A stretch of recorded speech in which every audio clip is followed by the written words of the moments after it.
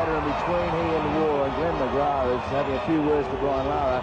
I quite enjoy it, you know. If someone says something to me, it sort of makes you think, right, well, you know, I'd like to hear more of that. Just keep it coming. The batter down the other end knows you want to get him out, and he knows that I want to get him out. Well, then obviously there's a good challenge going on in the middle. I've been to a few of the stern English crowd. You get a few of the members that don't really enjoy it, but I mean that's the way we play it. The fielders like to build the fast bowler up and hopefully give him an extra yard of pace. Yeah, it works, it does. At times on this tour I felt some of our boys perhaps haven't been quite as respectful. The young Australians' appearance in England this summer has attracted attention not only for their brilliant stroke play and excellent fielding, but also for their verbal tactics on the field. Whilst umpiring at a recent game at Hampshire, Peter Willey complained of suffering from earache due to the incessant noise as their bowlers laid into the batsmen.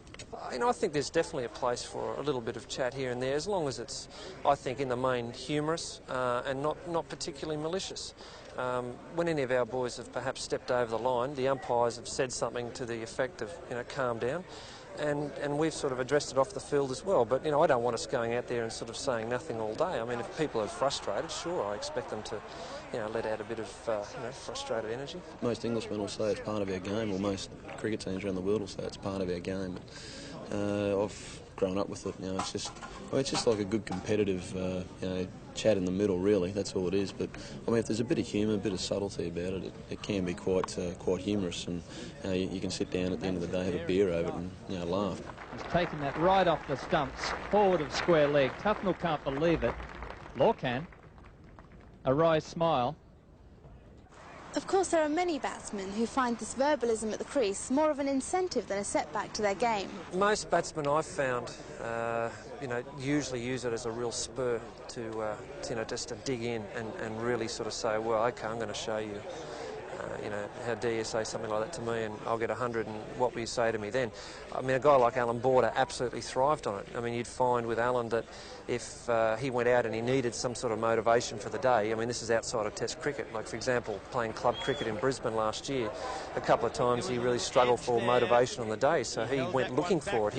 The bowler would bowl something, and he'd really be, up in for the rent saying, oh, you couldn't bowl a hoop down a hill, and the bowler would bite back.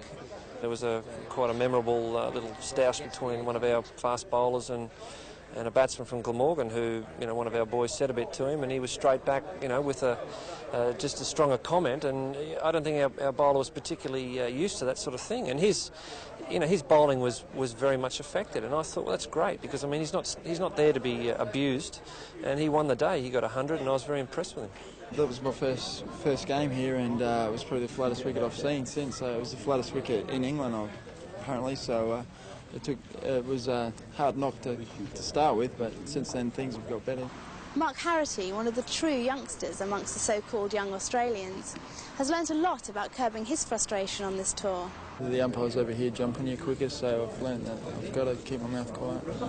I've been told off a few times, but nothing I think that's been really bad, but it wouldn't even be anything said back at home, but over here, if that's the way they play, well, that's the way I've got to do it.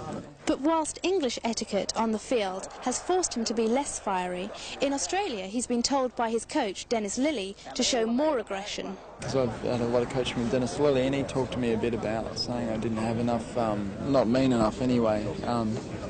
Didn't put it exactly like that, but, and it didn't say I'd go out and, sledge batters, but to just show a bit more fire in me, sort of thing. So I'm sort of working on that, but now I've sort of got to hold it back a bit while I'm here, or I'll get myself in trouble. On the other hand, one-time Essex overseas player and all-round good bloke Michael Kasparovich thinks that his lack of verbal aggression could be detrimental to his game. It's never been part of my game, and I don't really think it'd benefit my game. I guess if you're a bit taller and you've got short hair and a big moustache out here, it sort of makes you look a bit meaner, and that can help a bit.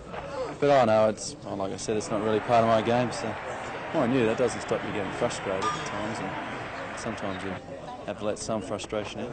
I think there's only one guy in Australian cricket that I've seen who needs it badly to perform, and that's Merv Hughes, whereas a lot of our other bowlers, their game really does get affected. So generally, you know, if fellas get carried away with it, you know, from an Australian point of view, we try and nip it in the bud.